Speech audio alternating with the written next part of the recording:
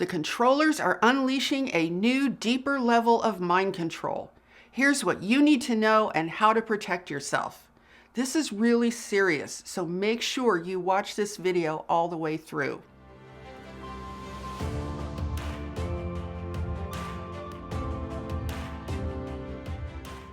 Hi, I'm Saratoga Ocean, and I work together with an interdimensional, interuniversal, and extraterrestrial force known as Telstar, along with Archangel Michael. So, while we have been distracted by all of the chaos that is being inflicted upon us, the controllers are working on some new plans and some more advanced technology to gain greater control of our brain's cognitive functions. I'm going to explain to you what this is and then show you how you can start protecting yourself now. This plan is being revealed by none other than NATO. They call it cognitive warfare. It was written about in a report last year by a French member of NATO who manages NATO's Innovation Hub. And this is like a 45-page report that was issued last year, I think June to November of 2020. So interestingly, right around the time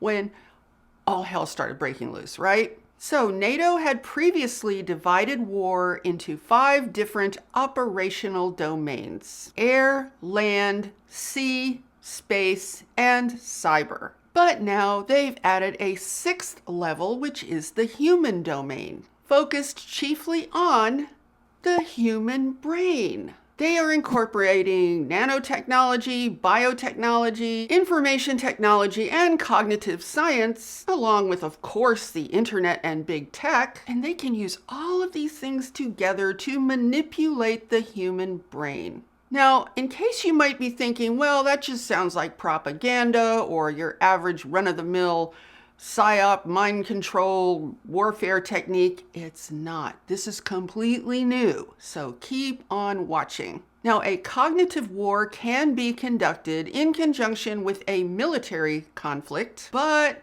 interestingly enough, it can also be conducted without any link whatsoever to the armed forces. And here's the really wonderful part. Note the sarcasm. They say that a cognitive war is endless because there can be no peace treaty and no surrender. I mean, isn't that just amazing? Now, this is really interesting because I did look over this entire report, and I have the impression that they actually aren't all that interested in what they like to call a kinetic war, which I assume means a physical war. I have the impression that they really want cognitive warfare to take over, I should say to take the place of kinetic war. And you know, this makes a lot of sense to me because I think this whole world-controlled government situation, I think the whole idea is not to have separate countries, wars, and all of that. So this kind of makes sense to me that maybe this is what their plan is. See, I always wondered, well, how would they switch over from physical war into no war? What exactly would that mean? I kind of think this might be their answer, because cognitive warfare makes this a perfect interface for them to control the entire planet as a whole. But here's another very interesting thing that I figured out. See, NATO has a good excuse for doing this, for researching this and developing it and unleashing it. Their excuse, I just love these excuses they all come up with, right? Their excuse is that China and Russia are really advanced in this kind of warfare, and of course NATO has to keep up, right? So that gave me another idea about how clever these controllers really are. I think at a higher level, and probably at an extraterrestrial level, they have set us up to compete as separate countries or adversaries for a very interesting purpose. Have you noticed that all of the most advanced technology and the most advanced AI always seems to come out of the military first? So put yourself in the controller's shoes for just a minute. They would figure out that they could use the militaries of various countries to compete with each other, and thus this would be a great way for them to get these AI technologies developed a lot faster and a lot more efficiently. Because see, this way everyone would be in a race to be the most advanced because they would see the other players as being enemies or threats. This would dramatically and very handily accelerate the advancement of AI overall. And the other cool thing for them is that it would allow the controllers and their ultimate agenda to stay hidden because everybody would think, oh, this is all about different countries who are enemies of each other and at war with each other, and they really have to develop this stuff so the enemy doesn't get them first. So now let's talk more specifically about what cognitive warfare is. With cognitive warfare, the intention is to target humans with a constantly growing and rapidly evolving arsenal of neuro weapons targeting the brain. They can target the human at every single level, from the individual all the way up to entire societies. But I'm so happy to bring you guys this information now so that we can circumvent this for ourselves. So, according to NATO, the goal is not to attack what individuals think, but rather attack the way that they think. And they say that this has the potential to unravel the entire social contract that underpins societies. So according to NATO's report on this, cognitive warfare is aimed at weakening, interfering, and destabilizing targeted populations in order to influence their choices. And here's the great part, to undermine the autonomy of their decisions. And that is a direct quote from NATO. So let me read to you another quote. Here we go. The exploitation of human cognition has become a massive industry, and it is expected that emerging artificial intelligence tools will soon provide propagandists radically enhanced capabilities to manipulate human minds and change human behavior. And there's more, because this is why they're targeting the brain. They say, the brain is the most complex part of the human body. This organ is the seat of intelligence, the interpreter of the senses, the initiator of body movements, the controller of behavior, and the center of decisions. So here's the best part. Once again, note the sarcasm. The brain will be the battlefield of the 21st century. Can you believe this? So let me share with you another quote. This battlefield, which is the brain, right, is global via the internet. With no beginning and no end, this conquest knows no respite.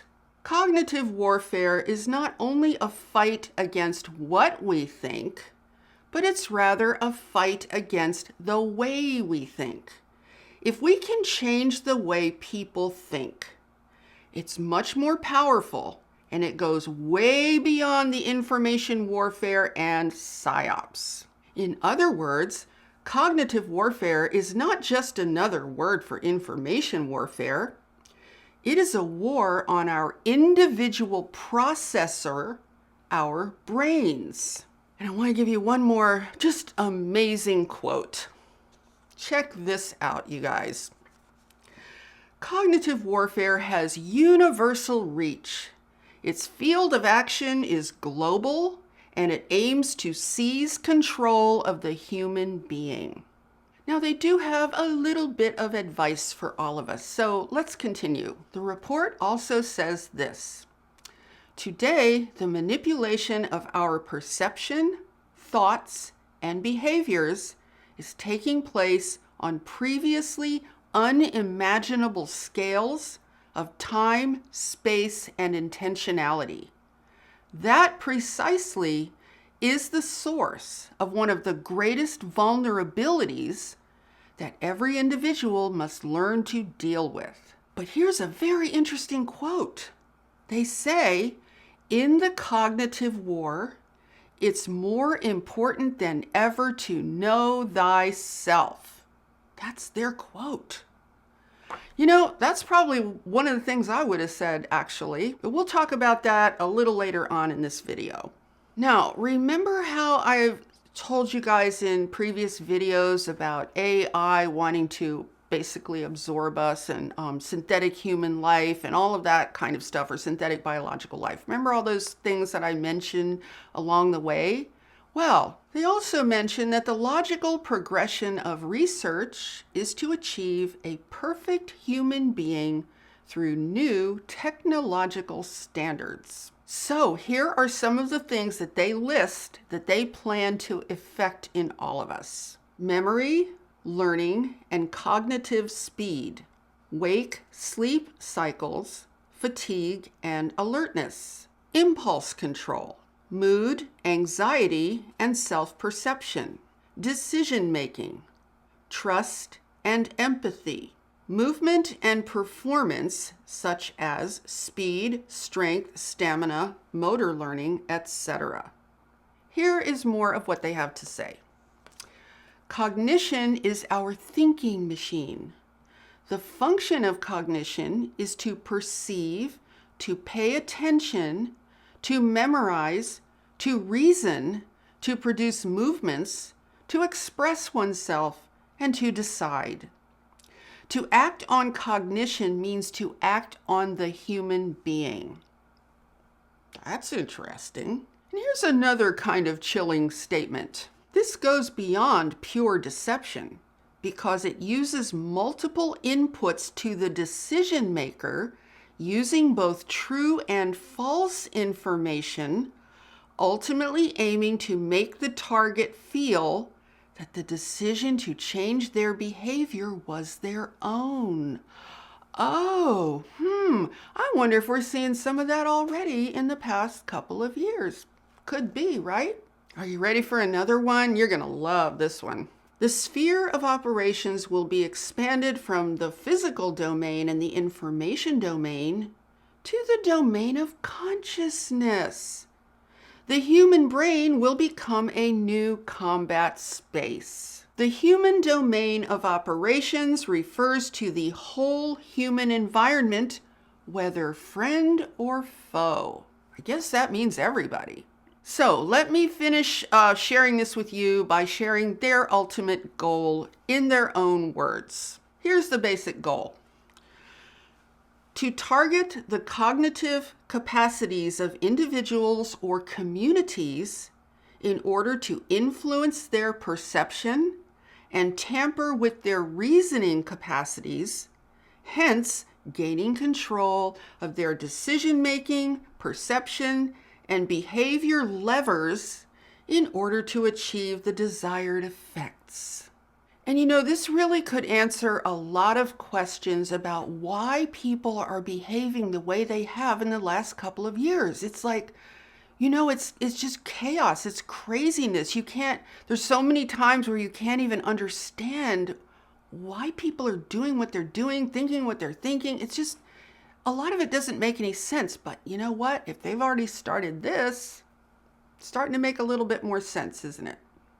So let's go back to the warning that was given in this report. They said that in a cognitive war, it is more important than ever to know thyself. That's their quote. And they also say that the importance of truly knowing yourself cannot be understated. So wasn't it nice of them to give us that clue? And they also reminded us that our chief vulnerability that every individual must learn to deal with is the fact that they have the ability to use this technology to manipulate us beyond our wildest imagination. And as I said, I think it's very interesting that this report came out in 2020, given the bizarre changes that humans have gone through since then and what they're willing to put up with. So my understanding from this whole thing is that their attempts to develop this technology is well underway. And this should very seriously get our attention because, as I've been saying, AI is evolving exponentially. Now, they of course are framing this as a weapon of war, but yet they're saying it will be used on entire populations around the world. But see, based on what we all know so far, it's really clear that this fits in perfectly with an attempt to force humanity into a totally controlled AI timeline. But it's so great that we can know about this now because we can protect ourselves. And I really like the way that they implied that the antidote is to know thyself. That makes perfect sense to me. But the question for all of us is this: which self? This technology is so powerful that if we only know the ego and the artificially conditioned self, that's really no match for this advanced technology. See, they already know everything there is to know about our egos and our false selves. And this technology is precisely designed to manipulate that aspect of us. What we need to know is our true self. That, my friends, is something that no AI can ever touch, much less understand. So I'm actually kind of happy that we know about this because it gives us a chance to foil yet another one of their diabolical moves. So let me share with you some clarity about exactly what would make us vulnerable to this sort of thing. What would make us vulnerable is that we are very much, as a humanity on planet Earth, we're very much in the habit of operating our minds in separation from our hearts. That is the biggest vulnerability we have to all of this kind of technological manipulation. See, here's what we need to understand about this cognitive warfare thing.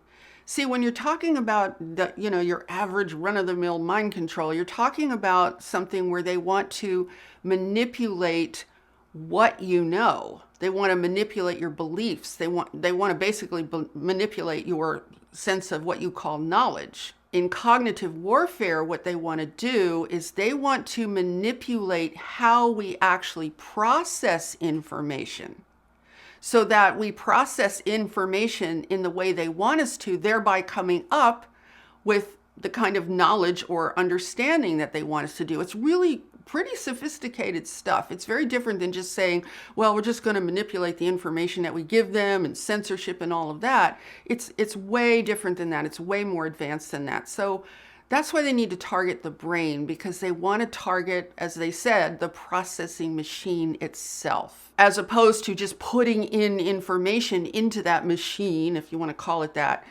they want us to believe. So now they want to go much deeper and literally manipulate how we actually process our own reality. I mean, that's serious stuff. Let's go back to what I said about that vulnerability of how we tend to separate our minds from our hearts. If we can link our brain, our mind, and our hearts together as one, that is the key to the strength that we need so that we cannot be affected by this. And I think it's something we need to attend to immediately within ourselves, because we're not going to see this happening. This is all going to happen on invisible levels. It's not like you're going to be able to point to something and say, oh, there it is. So rather than thinking, oh, we better look out for this, I mean, we want to be aware of it if we suspect such a thing. But more importantly, we want to be so solid and so secure in our experience of who we are as individuals and as a humanity that we're untouchable by all of this craziness. So I truly think, in a way, that if we were to continue functioning with our hearts in separation from our minds, that we're actually putting ourselves in kind of a dangerous situation. Because how are we going to know if we're being manipulated, or how's the average person going to know if they're being manipulated? As you know, if you've been following me, I emphasize over and over again the importance of the heart, being centered in the heart. And now, hopefully, we can really understand why it is so vitally important to be connected to your heart, to be centered in your heart, why meditation is important, why time alone to connect with yourself. It's interesting because the card reading that we just had was about solitude, right? And that is what I was saying in that reading. It's like, we need time alone to really know ourselves, to really be connected to our deepest, innermost self. So once again, we can look at this whole situation, which is a planetary situation. We can remember that we are here as light workers, starseeds, and awakening humans. And we're not just here to be observers. We're not just here to wait around and see what happens. We are here to hold a strength for humanity within each and every one of ourselves. The only way to hold a strength for humanity is to hold it within yourself. So basically what they're doing is they are announcing an AI war against the human species. If we're just going to put the whole thing in a nutshell, that's what this is. Here's the great thing, okay? I mean, I know it could sound kind of intimidating, but actually it's really not. It's not intimidating at all, because when you know who you really are, AI is so lame. These controllers are so lame. It's like darkness threatening the light. I mean, I want you to think about this for just a moment, everybody. Picture a dark room and think about, okay, the room is dark. Now, let's say someone's going to bring in a light. It could be a candle, a light bulb, it doesn't matter, any kind of a light. Do you think the darkness in that room can threaten the light bulb? You better not come in here, I'm powerful. Or threaten that candle flame, you better watch out, I'm so powerful. Do you think the light or the candle flame is gonna, like, let's pretend you bring the candle into a dark room. Do you think the candle's gonna go, oh no, I'm scared, there's darkness in that room? No. You see, in the simple laws of physics, the darkness has no power. We just think it has power because we've been manipulated for so many thousands of years. And AI, artificial intelligence, the key word is artificial. Artificial means fake, it means false, it means not real. So when we really understand who we are that light. We are that light, and we can look at that AI and go, so what? Who are you? You're nobody. You're nothing. You're empty. You're vacant. You are a void. You are not real. Now, when I say not real, I don't mean it's not manifesting. It is definitely manifesting. But the power in knowing who we are, in allowing ourselves to nurture and have that experience of truth of who we are, is that light, is that heart-centered, powerful, intelligent being. You just look at it and you go, okay, whatever, right? So how do we know ourselves? What are the ways in which we can know ourselves? Well, as I always say, I think it starts with meditation on a daily basis, time alone, time in solitude where there's no distractions. It's just you being with you, going within, getting to know your heart, getting to know your truth, even if the whole world, your entire life, has never validated that truth that is within you. It's time to get to know that truth. It's time to become an ally to yourself. And we want to cultivate a resonating field of energy between our mind and our hearts. Now, the way we're designed as human beings is like this. We are designed so that every impulse of creation, every impulse of intelligence first enters the heart, then it goes to the mind. The mind translates that impulse into something that makes sense in the physical world or in whatever planet we happen to be on, whatever reality we find ourselves in, that makes sense in that reality. And then that transmits through the physical body so that we can act on that. That is the natural flow of energy as we are designed to experience ourselves as human beings. But when you sever that connection between the heart and the mind, that's when you become vulnerable to this kind of, it's not even mind control, it's cognitive control now, right? You become vulnerable because here's what makes you vulnerable. Your mind is no longer informed by your heart. Your mind is now being informed by everything out here, by technology, by AI, in the form of chiefly coming through the internet.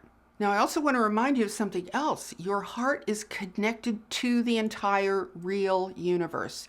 Your heart is connected. It's a portal to that which creates everything in love, in light, and it's a portal to everything. It's a portal to your power and your power as a creator. So that's why the connection to the heart is so, so important. So it's not that we want to put ourselves in a state of unconsciousness about what's out here, because that doesn't serve us at all, right? We want to be in a state of heightened awareness, but we want to be aware at the same time we're being informed by our truth of what it means to be a human being, by our truth of who we are. So that is what is informing our thoughts. That is a power and a light that can inform our mind via our brains. And then this other stuff, it doesn't have the ability to affect you. So if you can envision the power of a human being in alignment with who they really are via their hearts, and that beautiful perfection in the way that we're designed, where the heart and the mind and the body are all interconnected as one beautiful flow of power and presence and creativity, and you live from that place of presence, you stand in that place of presence every single day, I don't see any way you can be manipulated by this stuff. It just can't affect you because you are standing in power. This stuff isn't power, you guys. This is manipulation and lies. That's not power. That's fake power. Our power as a humanity, as human beings, is real power. We are the light in that dark room. The darkness has no power over the light in terms of just the simple physics of darkness and light. And that is what we need to understand in terms of knowing ourselves, knowing who we are, being the empowered creators that we are, and standing as lights on this planet. See, here's a really neat way to look at this. You can think of humanity as being like a tapestry of consciousness. A beautiful tapestry where there's all these different colors and nuances and just amazingly gorgeous, radiant tapestry of a species of human beings. Now, woven inside of that tapestry throughout the planet is all of us as light workers, starseeds, and awakening humans. We are the lights in that tapestry of energy. And so when we maintain our power, our presence, and our light, that radiates out into the rest of humanity, even if people aren't conscious of it. It's still going to have an impact. So this is why every single one of us is so, so important. And when you understand this, you can recognize that by knowing yourself in the way that we're talking about in this context, you are serving a vital function in this situation. You are serving a cosmic function in supporting the evolution of humanity and the evolution of this earth. Okay, so I'm very happy that I was able to provide you with this information so that you can now know exactly what to do, how to protect yourself, how to take a stand, how to maintain your evolution and your ascension journey. And if you found this video valuable, I'd love it if you give it a thumbs up and share it out with anyone else who you think would really benefit from this information. And be sure to subscribe and hit that notification bell because I am generally here every Sunday, Tuesday, and Friday, although I will be taking off the Sunday card readings for a few weeks while I launch my new course, Ascension Power. And if you want to get on the wait list for that, you only have a couple weeks left. And anybody on my wait list is going to get a big discount for that course. So I'll put the link to the wait list in the description below, and you can sign up if you think that's something that interests you. And with that, I'm sending you so much love, light, and high vibrational energy. And I so look forward to seeing you in the next video. Namaste.